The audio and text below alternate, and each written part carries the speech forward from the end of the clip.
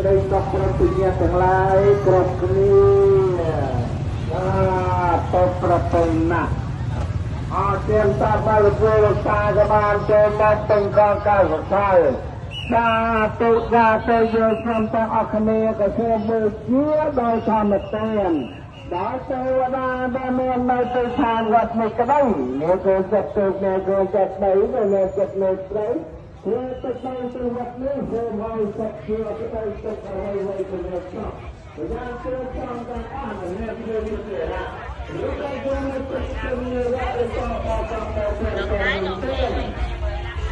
រៀនតាមប្រមាណព្រះពុទ្ធសាសនាបានទៅអាយ៉ា